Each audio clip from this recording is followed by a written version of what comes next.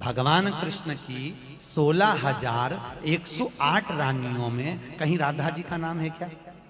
अरे बोलो जम के, नहीं है। भगवान कृष्ण की 16,108 रानी में राधा का नाम नहीं है, और राधा के पति में कृष्ण का नाम नहीं है। राधा जी के पति का नाम क्या है? अरे बोलो जम के। अभी तो बोले थे हमारे श्रेणी जी और सब लोग बोलते थे कि हमारे यहाँ भागवत हुई, तो बताओ राधा जी के पति का नाम क्या है?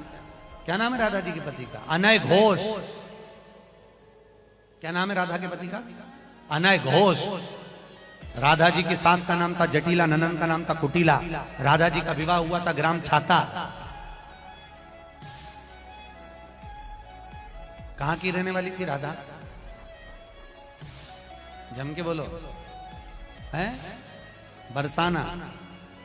पक्के में बरसाने की राधा नहीं थी, राधा जी थी रावल गांव की। बरसाने में तो राधा जी के पिताजी की कचेरी थी, जिसमें राधा वर्ष में एक बार कचेरी पर जाती थी, इसलिए उसका नाम है बरसाना। वर्ष में एक बार आना, उसको कहते बरसाना, जहां राधा जी के पिता की कचेरी थी। कल हमको एक क्लिप दिखाई गई किसी भागवत प्रवक्ता की, वो लाडली जी के विषय में बोल रहा है कि राधा ऐसा राधा ऐसा। 4 श्लोक पढ़ लिए, भागवत प्रवक्ता बन गए। कभी बैठे हो संतों के चरणों में? कभी किसी महापुरुष की चरण रज का सेवन करके बात करते तो तुम्हारी अशुद्ध वार्ता ऐसी वाणी से नहीं निकलती। चर्चा की जाती है प्रभु की, प्रभु में अनुराग प्रकट करने के लिए, स्वयं में, और जो सुने उसको भगवान में श्रद्धा हो जाए, प्रियाजू में श्रद्धा हो जाए। जो हमारी लाडली जी के विषय में एक भी बात नहीं जानता, वो लाडली जी के विषय में बोलने का अधिकार क्या जानता है लाडली जी के विषय में? श्री जी, अरे हम जीते हैं उन्हीं से, हम उन्हीं में रहते हैं, वो हम में रहती है। अगर तुम्हें जानकारी करनी कि श्री जी क्या है तो हमारी आंखों में आंख मिलाकर देख श्री जी क्या है, फिर तुझे पता चलेगा।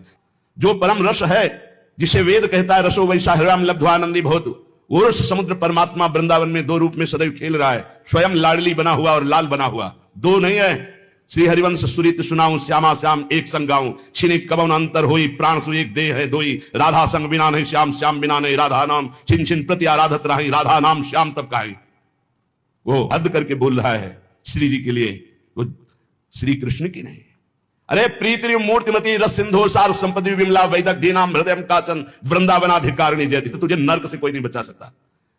4 लोगों को, मूर्खों को रिझाकर भागवताचार्य बन करके तू प्रभु के प्रति बोले। एक बोला था द्वारिकाधीश के प्रति।